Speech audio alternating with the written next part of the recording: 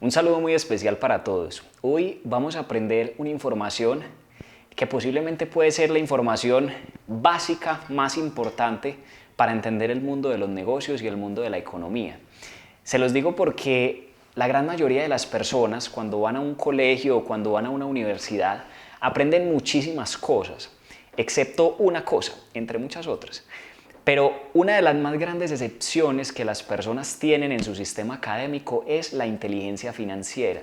Las personas cuando van a un colegio aprenden matemáticas, sociales, ciencias naturales, entre muchas otras materias de conocimiento cognitivo, pero desafortunadamente no aprenden nada referente al dinero. Por eso la gran mayoría de las personas son muy educadas académicamente, pero son analfabetas financieramente. Y prueba de eso es que hoy vemos que la gran mayoría de las personas en el mundo tienen problemas económicos. No porque sean brutas intelectualmente, sino porque no saben nada del dinero, no saben nada de las inversiones, no saben nada de los negocios y por consecuencia pues tú puedes ser un doctor en matemáticas o puedes ser un médico especialista, pero si no sabes cómo utilizar el dinero y cómo funcionan las cosas, pues desafortunadamente en esa área llamada dinero siempre vas a tener una falencia. Resulta que para entender este tema, que en ocasiones es un tabú y que en muy pocos, lugares nos lo enseñan, hay un autor que se los recomiendo mucho, es el señor Robert Kiyosaki. Kiyosaki es uno de los mejores escritores en la historia de la humanidad referente a finanzas personales y a educación financiera. Y tiene un libro que es como un libro insignia que se llama El cuadrante del flujo del dinero. Ese libro es un libro que te puede cambiar la vida completamente. Si te has visto la película Matrix o Matrix, es una película en la que sucede una escena muy curiosa y te la quiero contar. Resulta que en una de esas escenas llega un señor llamado Morfeo, que es un moreno, que en la película pues tiene ese rol, y es una persona que tiene un conocimiento tremendo frente a la situación de la trama de la película. Y se le acerca al protagonista de la película, que se llama Neo, y le hace una pregunta. Neo, ¿quieres que te cuente la verdad? Se la estoy parafraseando. Y él le dice, sí, cuéntame la verdad. Ok. Para eso entonces tienes dos opciones. Vas a escoger una píldora y entonces le saca una píldora roja y una píldora azul. Y le dices, si quieres que te cuente la verdad, tómate la píldora roja. Pero si quieres quedarte sano y como dicen por ahí, mientras uno menos sepa más vive, escoja la azul, se devuelve para su casa y no le cuento nada. Entonces rápidamente el joven Neo se aproximó a tomar la roja, pero antes de que la alcanzara, Morfeo le cerró la mano y le dijo, espere, piénselo bien, porque una vez que usted sepa la verdad, ya no puede dejar de saberla. Efectivamente, la historia cuenta que el personaje se empeña en tomar el rojo y obviamente le muestran la verdad en la que vivía, que estaba conectado a un mundo de máquinas. Ahora, quiero hacer esa analogía porque cuando uno entiende el cuadrante del flujo del dinero, que es la teoría que vamos a explicar hoy, es básicamente como que usted estuviera escogiendo la píldora roja o la píldora azul. Si usted escoge la roja, va a conocer la verdad referente al tema de la economía. Si usted escoge el azul, pues sencillamente sálgase del video y póngase a ver otra cosa, puede ver una serie en Netflix o cualquier otra cosa porque usted pues no tiene que saber. Pero si usted escoge saber, entonces prepárese porque después de eso ya no puede dejar de hacerlo. Resulta que la teoría del cuadrante del flujo del dinero es una teoría muy valiosa que explica que en la vida, en los negocios, en la economía, existen principalmente 4 formas de ganar dinero. ¿Listo? Entonces la primera forma de ganar dinero es siendo un empleado, la segunda forma de ganar dinero es siendo un autoempleado, la tercera forma es siendo un dueño de un gran negocio o un empresario y la cuarta forma es siendo un inversionista. Ya, usted tiene esas 4 opciones, ser un empleado, un autoempleado, un dueño de una empresa o un inversionista. Y vamos a explicar las 4 formas de generar dinero para que tú identifiques en cuál estás y en cuál te gustaría estar. ¿Listo? La primera forma de ganar dinero es ser un empleado. Un empleado, por definición, es una persona que cambia su mano de obra por dinero. Mientras más calificada tenga su mano de obra, es decir, mientras más estudios tenga, pues mayor es su remuneración económica. Ahora bien, si una persona es bachiller, sencillamente su mano de obra no la tiene muy calificada, por consecuencia el salario que va a generar por su actividad es bajo. Pero si usted estudia carreras universitarias y tiene mucha experiencia laboral, pues su remuneración va a ser más alta. Ahora, un empleado es una persona que tiene como base la seguridad, entre comillas. Es una persona que prefiere poquito pero seguro. Es una persona que de alguna forma u otra pues le gusta pertenecer a una compañía y que la compañía le cubra todo. Seguro de vida, seguro social, pensión, etcétera, etcétera. Simplemente se limita a hacer una actividad para alguien más y genera un salario. Pero la pregunta es, ¿desde dónde viene esto? Porque el empleo no es de toda la vida. Para que entiendas de dónde viene el tema del empleo, te lo voy a explicar de una manera muy rápida. A lo largo de la humanidad han existido 3 eras económicas. La primera era económica se llamó la era agrícola. La segunda era económica se llamó la era industrial y la tercera era se llamó la era digital o la era de la información. Estamos empezando una cuarta que se llama la era de la influencia. Ahora, tienen esos nombres porque las personas ricas en esas épocas o en esas eras eran esas personas que eran dueñas de la agricultura, dueñas de la industria o dueñas de las redes o de lo digital. Expliquemos la primera. La era agrícola fue una era que duró alrededor de 10.000 años. Fue una era que duró desde el año 8500 a.C., que data la escritura, más o menos hasta el año 1500 después de Cristo, que terminó la Edad Media y comenzó el Renacimiento. En la era agrícola, el 99% de la población mundial se dedicaba a trabajos agrícolas. Se dedicaban a cultivar, a pescar, a cazar, a recolectar, a sembrar, en fin, a hacer trabajos del campo. Ahora bien, para usted llevar a cabo actividades del campo, actividades agrícolas, usted no tenía que ir a la universidad, usted no tenía que saber leer ni escribir, ni tenías que saber sumar y restar. Simplemente eran trabajos muy básicos. Por consecuencia, en la era agrícola la gente no estudiaba mucho, ¿sí? La era agrícola se caracterizó porque los ricos eran los dueños de la tierra, los señores feudales. Si tú tenías tierra, eras rico. Si no tenías tierra, entonces eras un campesino que trabajaba para los dueños de la tierra. En esa época solamente existían 2 clases sociales ricas, que eran la iglesia y el feudo o la nobleza, ¿sí? La iglesia y la nobleza, o sea, la iglesia y los reyes eran los dueños de la tierra, por consecuencia eran los únicos 2 ricos y todos los demás trabajaban básicamente para esas 2 instituciones, o por lo menos pues de alguna forma hacían parte de toda una economía en donde los 2 actores principales eran la iglesia y la realeza.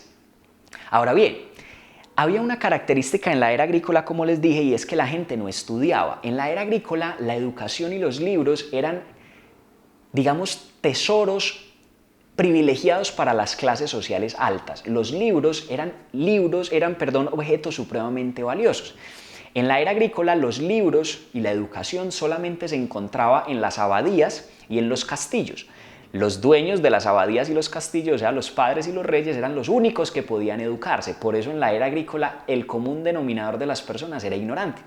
Pero en el año 1500 y algo, si no estoy mal, por ahí por esas épocas, un señor en Alemania que se llamaba Johannes Gutenberg inventó algo que cambió el mundo para siempre. El invento de Gutenberg fue la imprenta. La imprenta es una máquina que sirve para sacar fotocopias.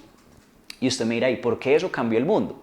Por una razón muy sencilla, porque en la era agrícola los libros eran muy valiosos y eran muy pocos. Si usted quería sacar una copia de un libro, tenía literal que copiarla a mano. Los copistas eran personas de la era agrícola que se dedicaban todo el día a copiar libros. Imagínese, si usted quería una fotocopia de una Biblia, la tenía que copiar a mano, ¿cuánto se demoraba?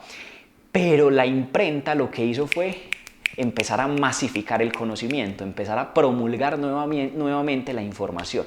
Entonces, cuando nace la imprenta, las personas comunes y corrientes empiezan a tener mayor acceso a la información, empiezan a leer a los filósofos griegos, a los pensadores egipcios, a los pensadores romanos, y empiezan a nacer un montón de locos revolucionarios. En la Edad Media, o cuando se acabó la era agrícola, nacieron personas como Galileo Galilei, como Nicolás Copérnico, como Leonardo da Vinci, personas que se atrevieron a ir en contra de todo lo que estaba estipulado.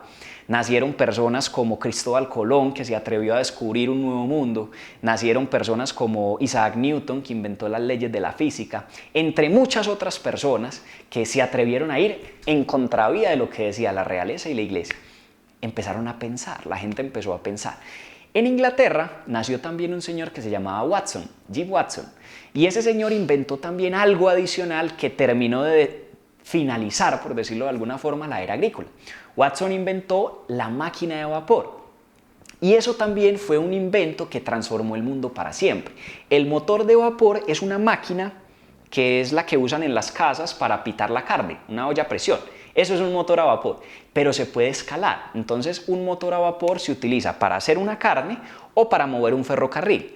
El motor de vapor fue el precursor de la industria, de las fábricas, porque cuando termina la era agrícola empieza una segunda era que se llamaba la era de la industrialización o la era industrial. En la era agrícola todos los objetos humanos, la ropa, la comida, etcétera, eran supremamente artesanales. Pero la era industrial se caracterizó por el uso de maquinaria, de materias primas, para transformar esas materias primas en un valor agregado. Entonces empezaron a nacer fábricas de todo tipo. Se empezaron a fundar fábricas de carros, fábricas de ropa, fábricas de calzado, fábricas de libros, fábricas de todo. Fábricas, donde producían los productos en serie.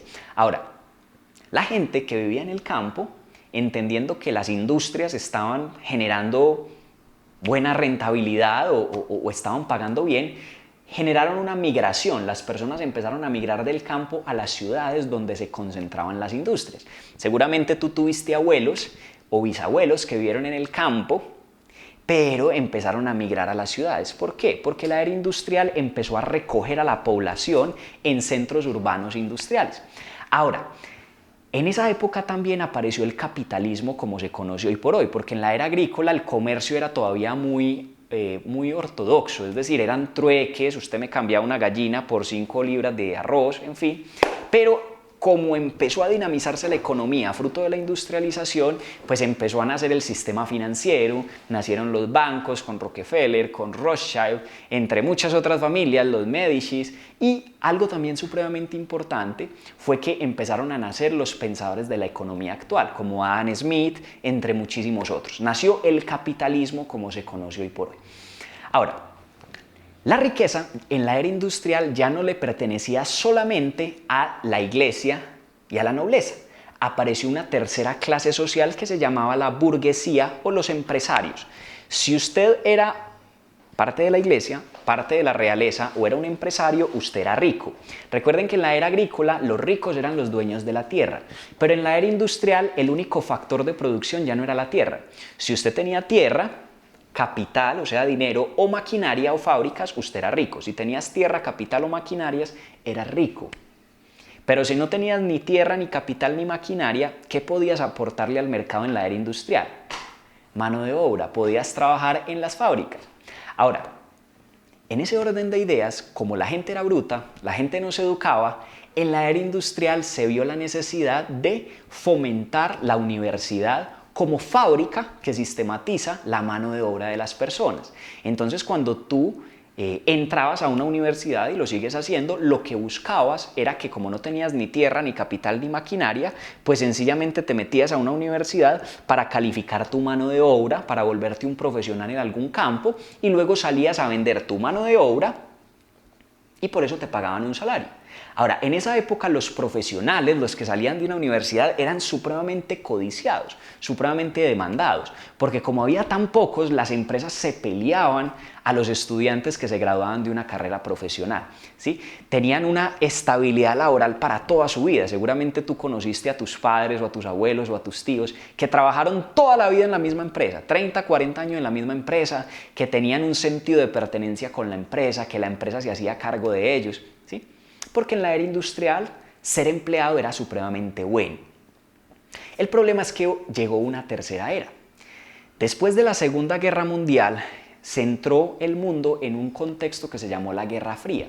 La Guerra Fría fue un conflicto que en teoría nunca sucedió, pero sí sucedió entre Estados Unidos y Rusia, o entre Estados Unidos y Rusia. Y ellos estaban en una tensión tremenda y resulta que Estados Unidos, para espiar a Rusia, diseñó un arma de guerra que se llama el ARPANET. El ARPANET era una herramienta que le permitía al ejército de los Estados Unidos generar flujo de información a la velocidad de la luz, ¿sí? Porque es que la información transitaba de manera muy lenta. Entonces, si usted en la era industrial, por allá en el año 1800, quería mandar un mensaje de Inglaterra a Colombia, se demoraba 3 meses mientras el barco cruzaba el Atlántico. Pero con el ARPANET, que generaba flujo de información a la velocidad de la luz, las cartas ya no se demoraban 3 meses, se demoraban un segundo. ¿Cuánto te demoras hoy por hoy en mandar un mensaje de Inglaterra a Colombia? Un WhatsApp fluye a la velocidad de la luz. El ARPANET, vuelvo y repito, fue el precursor de lo que hoy conocemos como el Internet. Fue algo tan poderoso que empezó a involucrarse en todas las áreas del conocimiento humano y de la vida humana. Luego nace el Internet y el Internet generó una tercera era económica que se llamó la era de la información o la era digital. El Internet generó algo también que se llama la globalización y el libre mercado. ¿Y a qué me refiero con eso? Te lo voy a explicar de una manera muy sencilla. En la era industrial, yo vivo en una ciudad que se llama Medellín. Si en la era industrial tú vivías en Medellín y montabas una fábrica de zapatos, tú fabricas zapatos, en esa época pues tú competías de manera local, es decir, tú competías con el que hacía zapatos en Envigado, en Bello, en Itagüí, en Sabaneta, que son lugares cercanos a Medellín. Muy bien. Sin embargo, la globalización generó un libre mercado. Si tú hoy día tienes una fábrica de zapatos, ya no compites con el que hace zapatos al lado de tu casa. Ya compites con el que hace zapatos en China, en Vietnam, en Taiwán, en Bangladesh, en Sri Lanka y en países que tú ni siquiera conoces, pero que hacen un producto mejor que tú y 10 veces más barato. Entonces te lo pongo así. Supongamos que tú fabricas zapatos en Medellín y hacer un par de zapatos a ti te cuesta $20. Muy bien. Pero resulta que la otra semana llega al puerto de Colombia un contenedor de zapatos chinos. Y el mismo zapato que produces tú te lo ponen en el puerto a $4. A ti te cuesta $20 hacerlo, pero lo están trayendo a $4. La pregunta es, ¿quién compite? Entonces, en la era digital o en la era de la información o en la era de la globalización, si las industrias quieren seguir siendo competitivas, no tienen de otra sino bajar sus costos. O sea, si yo quiero competir con los chinos, no tengo otra opción sino reducir mis costos para que los zapatos ya no me cuesten $20 hacerlo, sino mucho menos. Y las empresas, para reducir costos, tienen dos estrategias. Una es implementar software o tecnología para ser más efectivos. Y la segunda es reducir personal y mano de obra, es decir, reducir costos. O sea que para que las empresas puedan sobrevivir en este mundo, tienen que meter tecnología, tienen que implementar inteligencia artificial, tienen que meterse en la era de la robótica porque una máquina hace lo que 200 empleados o un software hace lo que 200 empleados hacen, pero no se queja, no hay que darle vacaciones, no hay que pagarle un salario, por consecuencia para un empresario es más eficiente conseguir un sistema de computación que pagarle salario a 100 empleados. Por eso, desde que empezó la tercera era económica, la era de la información, empezó a aparecer un fenómeno que nunca había existido, que se llama el desempleo. ¿Qué es el desempleo? Pues la antítesis al empleo.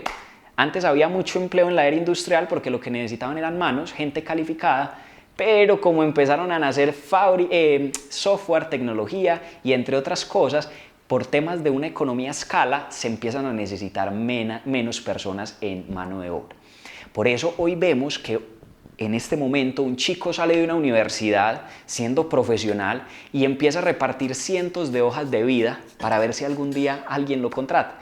Y se encuentra con un mercado laboral terrible, supremamente hostil, en donde las empresas cada vez tienen menos interés de vincular gente de manera directa, los salarios cada vez son más malos, las prestaciones cada vez son más bajas. Pensionarnos en un país como Colombia o como cualquiera de los que ustedes están cada vez es más complejo. Entonces digamos que hoy por hoy las personas cuando van a una universidad como estudiantes a calificar su mano de obra, a salir con un cartón que les dijeron que la clave del éxito era ir 11 años al colegio, 5 a la universidad, calificar su mano de obra y luego salir a trabajar 30 o 40 años en una empresa. Hombre, hoy día eso ya no aplica. Tal vez esa fue la receta del éxito en la era industrial. Tal vez esa fue la receta del éxito para nuestros padres o abuelos. Pero pregúntate si eso sigue siendo hoy una realidad. Pregúntate si tú te vas a pensionar en el país en el que vives. Pregúntate si el salario que hoy te pagan es un salario que realmente sea digno. Las empresas cada vez pueden pagar menos dinero para poder seguir siendo competitivas.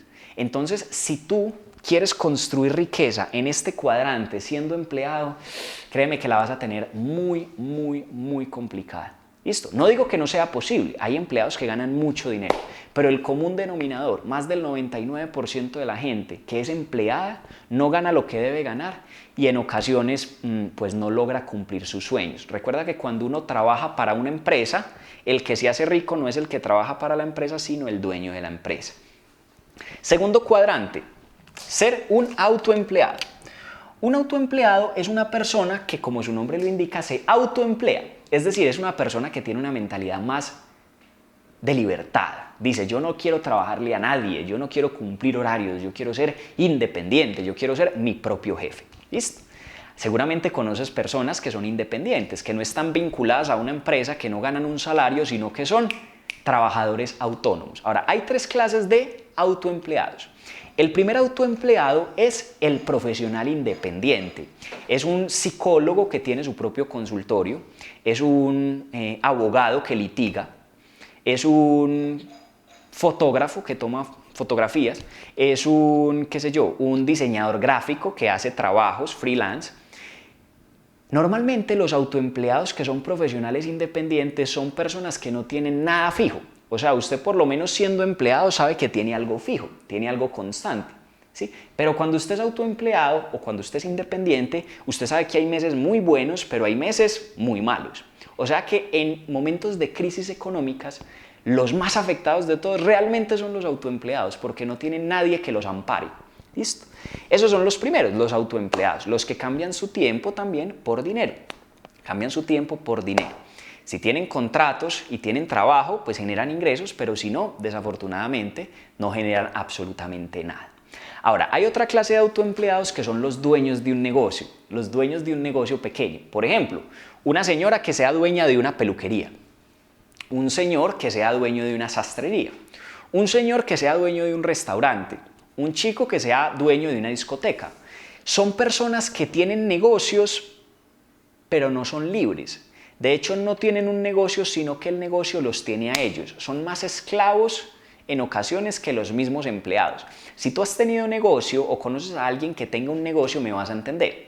El dueño de un negocio trabaja de lunes a lunes. Es el primero que entra, es el último que se va. Es el que barre, el que trapea, el que paga, el que atiende, el que sirve, el que ayuda, el que lleva, el que se queda hasta tarde, porque como es el dueño del negocio, entonces a él no le importa trabajar 100% por su negocio. Cuando tú eres empleado, por lo menos tienes unos límites de trabajo. Sabes que trabajas de lunes a viernes 8 horas diarias y ya. Y cuando te vas, dejas los problemas en la oficina. Pero cuando tú eres autoempleado, tú no te puedes ir para ninguna parte porque tú eres el dueño. Entonces, si en un mes determinado tu restaurante vende X cantidad de dinero, pero no lo suficiente como para que te quede algo a ti, pues entonces ese mes no ganas dinero, porque tú le tienes que pagar primero a tus empleados, tienes que pagar a tus acreedores, tienes que pagar tu arriendo, tus servicios, y si al final del ejercicio ese mes no sobró nada, pues ese mes no ganaste nada. Pero está bien, un autoempleado tiene un sueño de algún día estar aquí, por lo menos un autoempleado es valiente. Esta persona, los empleados son más prudentes, más timoratos, más bien yo no me arriesgo, listo, les gusta más la seguridad, pero la seguridad en este cuadrante es más insegura que en cualquiera, porque en cualquier momento te dan el ácido. Ha sido un placer contar contigo y si llevabas 10 años aquí como empleado, pues te das cuenta que no construiste absolutamente nada. Por lo menos un autoempleado se arriesga y dice, yo quiero construir algo mío, yo quiero construir un negocio, yo quiero construir una marca personal. Y otra característica u otro tipo de autoempleados son los rebuscadores. Son esas personas que tienen, qué sé yo, un negocio de frutas en la calle o personas que manejan un vehículo a través de una aplicación como cualquiera que ustedes conozcan o personas que viven del diario, personas que salen a trabajar y lo que producen ese día es lo que se gastan ese día para comer y si al otro día no trabajan y no llevan comida a la casa, pues sencillamente no producen ingresos. Todos los vendedores informales, todos los trabajadores informales, todas las personas que son vendedores ambulantes, todos los que son comerciantes, los que venden carros, los que venden casas, los que venden seguros, los que le venden una vaca, los que le venden esto, aquello, que un día hacen esto y al otro día hacen esto, todos son rebuscadores. ¿Listo? Y todas esas personas están en este cuadrante. Ahora, yo no estoy diciendo que estos dos cuadrantes sean malos. De hecho, hay gente que gana mucho dinero como empleado y gente que gana mucho dinero como autoempleado, sino un médico. Por ejemplo, un médico que tenga su propio consultorio y que haga cirugías. Él es un autoempleado. De hecho, yo siempre cuento la misma historia. Hace unos años a mí me hicieron una cirugía en la cara porque yo era muy feo. No mentiras. Pero tenía un problema en un hueso. Entonces me acuerdo que me hicieron una cirugía que se demoraba como 14 horas. Entonces, en pocas palabras, cuando a mí me iban a hacer la cirugía, el doctor me dijo: Juan, vea, le voy a explicar, lo que le voy a hacer yo a usted es arrancarle la cabeza y volvérsela a pegar. O sea, prácticamente lo voy a desarmar y lo voy a volver a armar. Y yo asustado, y yo, ay, doc, ¿cómo así, hermano? Y me dijo: sí, pero no se preocupe, Juancho, yo he hecho esa operación más de 1000 veces. 1000 veces. Ahora, la operación no era barata, era bastante costosa. De hecho, el seguro pagó mucho dinero por esa cirugía. Gracias a Dios no fui yo, sino el seguro. Lo curioso fue que ese señor, el que me operó, el médico que me operó, me dijo que él hacía 3 cirugías como esas a la semana. Y yo calculaba lo que el seguro pagó por esa cirugía. Si este tipo hace 3 cirugías de estas a la semana, este man es millonario. Pero él me dijo: Juan, imagínese, conversando con él una vez, me dijo que una vez él se había partido un brazo jugando fútbol y que por un periodo de 6 meses no pudo operar. Ahora, para un cirujano partirse un brazo y no poder trabajar 6 meses es un lucro cesante absoluto. Él me dijo: me tocó vender un carro, me tocó pedir plata prestada porque como no podía operar, sencillamente no podía producir ingresos. Entonces no estoy diciendo que estos cuadrantes sean malos, ojo. Estoy diciendo que son cuadrantes en los que tú tienes que estar activamente trabajando todo el tiempo. Si un empleado le dice a su jefe: jefe, lo que pasa es que no quiero trabajar 3 meses, pero sígame pagando. ¿Cuánto se gana? Nada, tiene que cambiar su tiempo por dinero. Y si un autoempleado se va de su actividad 3 meses, tampoco gana dinero. Ahora, vamos a hablar del segundo lado del cuadrante, que son los 2 cuadrantes más poderosos.